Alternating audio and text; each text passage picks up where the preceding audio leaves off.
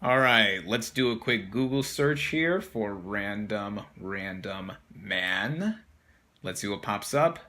Yup, my YouTube channel's right there, and some videos that I've made from over the years. Wow.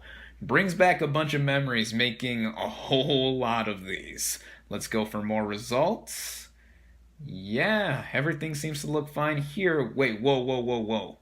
Google Plus? Google Plus? Yeah, remember when Google tried making a social media outlet in response to the likes of Twitter and Facebook? And look, at one point my YouTube channel was connected to this. Oh man, how times have changed. What is up, everybody? RandomRandomMan here, bringing you my review for Searching. By the way, if you want to find out who won the digital copy codes I was giving away in my previous video, you may skip to the indicated time frame to find out who won. Shot from the point of view of smartphones and computer screens, the plot basically follows a father, played by John Cho, who is trying to find his missing 16-year-old daughter, played by Michelle Yeoh, with the help of a police detective, played by Deborah Messing. Going into this movie, I honestly didn't have that much anticipation to see it at first, even though this movie premiered at, say it with me now, the Sundance Film Festival back in January. Yes, this is yet another film that I am reviewing that came from that festival, and fun fact, this movie actually won the Next Audience Award at that film festival where it premiered, in addition to another accolade for one of the film's producers, Sev Ohanian, who also co-wrote the script for this film. So those tidbits I didn't know about until this movie's release got closer, and the few interest I had to see this film involved John Cho, the lead of the movie. He's an actor I really enjoy, and another fun fact, this is the first Hollywood thriller that is headlined by an Asian American actor, which between this and the recent Crazy Rich Asians, also a film I really enjoyed, the Asian community is really enjoying some inclusion with some Hollywood films as of late. While we're on the topic of our lead actor here, I thought John Cho in this film was marvelous. Now, like I said, he's an actor I really enjoy. I dig him as Harold from the Harold and Kumar movies. He's Sulu in the recent Star Trek films, so he has quite a bit of range already. But here in a more dramatic role within a thriller, I think this is probably among the best work he has done to date in the realm of film. His character, David Kim, you really feel for and how he is desperately trying to get answers and find where his missing daughter is, and a lot of the subtle inflections he delivered on screen and what we do get to see of him between all of the screens. He shows quite a bit of reserved nature and also some showiness in how his emotion shines through to him really trying to get us to really identify with him. And on my end, I really did feel for Kim as a character, and again, I felt Cho did a magnificent job here. The other notable actor in this film is Deborah Messing as Detective Rosemary Vick. Of course, she's the detective trying to help out David Kim find his missing daughter, and like John Cho in real life, Messing is known to have done some comedy work in the past. She is Grace from Will and Grace, and seeing her do a more serious role like the detective she plays in this movie, I thought was a cool change of pace. I thought she was great here. Then, of course, there's Michelle Yeoh as Margot Kim, the missing daughter throughout all of this film, and in the screen time we do get to see of her, I thought she was substantial in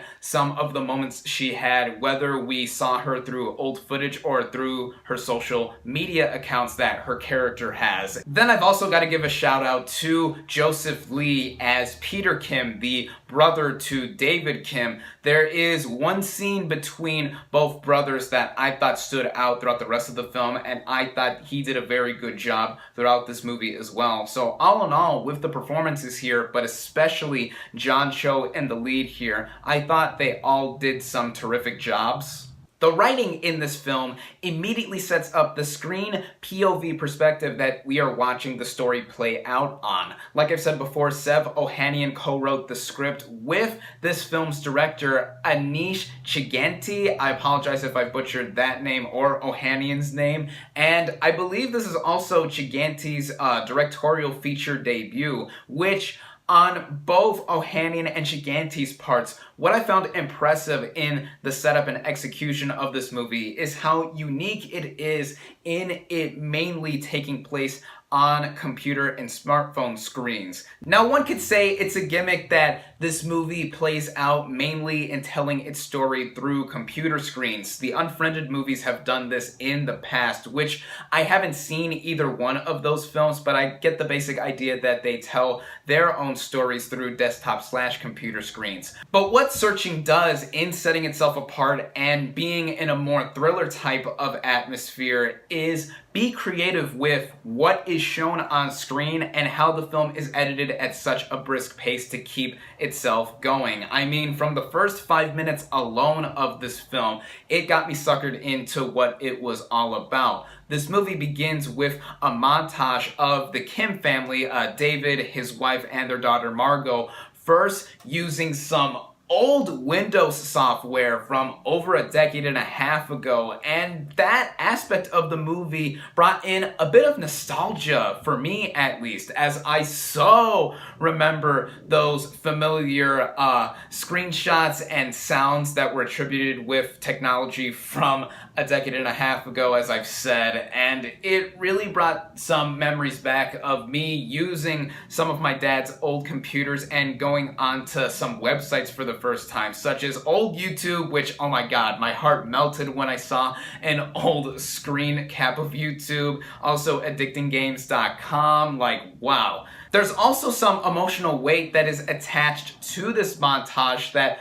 I don't want to give away in case you do not already know what happens. It looms throughout the rest of the narrative. Then we catch up with David and Margot years later, where, of course, Margot is now 16 and then goes missing. We see David then do everything within his willpower to find out where Margot went and how she went missing. That's when the movie got insanely gripping to me as a thriller, as we get to see David's actions literally play out on screen as he's going through various browsers and websites. He gets into his daughter's laptop to see if he can get more information into how she went missing, and there's also various conversations he has with other characters throughout the film. Another skepticism one could have in seeing this movie is that it doesn't necessarily need to be seen in theaters on a big screen to get the full effect, as you are mainly seeing this play out on a computer screen. But to that, I would say seeing it on a big screen, of course, makes the experience a lot better, as you're seeing a movie 40 feet high or so. But also, it gets you more absorbed into the movie as you feel like you're a part of this screen, and I found myself looking around the screen from time to time, looking for clues to see if it would help me solve the mystery as well as it was playing along. I also think that this is what helps the replay value of this movie, as I noticed some minor details throughout that do contribute to how this movie would eventually conclude, but also just seeing other things that happen in the background that I don't think people are going to notice the first time around. Like I said before too, this is aided by the editing of this film and how things are stringed together to where when we don't see the movie play out on a computer screen, in between some moments we get to see some newsreel footage that is put together to fill us in what is happening at certain key moments of the plot. And I thought that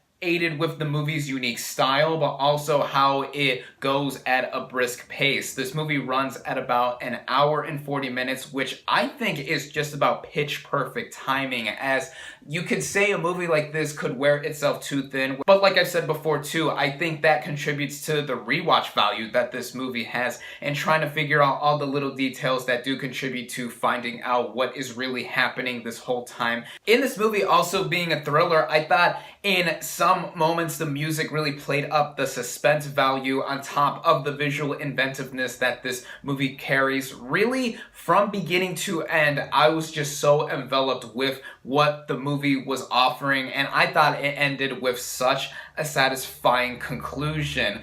Really, the only issue I would say I had with this movie is having to do with some moments in the movie feeling like they're being too overdone or overplayed for their own good. I'm not talking about this movie being too clever for its own good, as I actually thought that worked for what this movie's trying to go for and trying to be like, aha, this was really going on, or anything like that.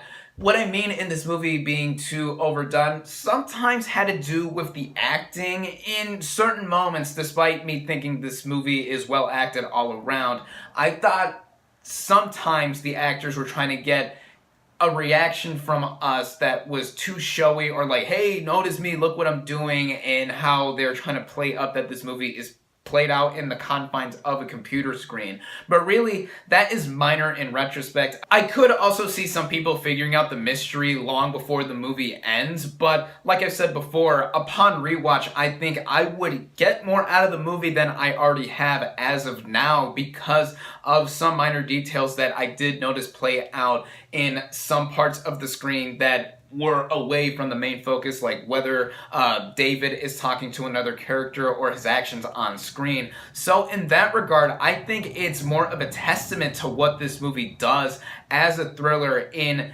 showing how creativity can be done in telling its story a different way. And I think that makes for this movie being one of the biggest surprises I've seen all year thus far. I would even go as far as to say that this is probably one of my favorite movies of the year thus far, for all of the pros I had with it. You know what? Yeah, this is one of my favorite movies of 2018 thus far, for all of what it does in being such a euphoric experience, in my opinion. I encourage all of you to go out and see this film, as this movie just got its wide release this weekend. And as I've said before with other indie movies in the past, these films need our support and rely on word of mouth. I love this film. Like I've said, this is one of my favorite movies of the year so far. I highly recommend it.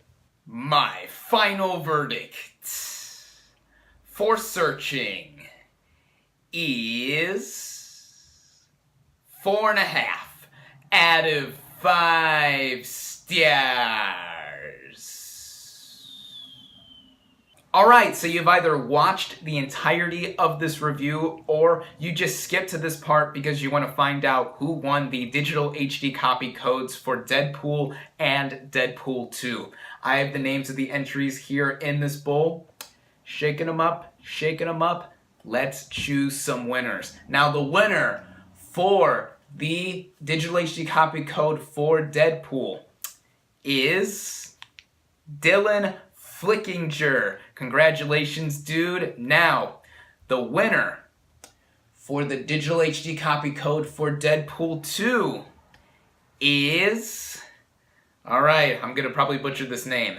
Shaq Act. Congratulations to you both. I will be getting in contact with both of you to send over the codes. Thank you to everybody that entered this giveaway contest. I hope to do more in the near future. Thank you all, as always, for watching. Be sure to like this video, comment on what you thought of Searching, social media links in the description, subscribe to my channel for more, and I'll catch you on the next movie review.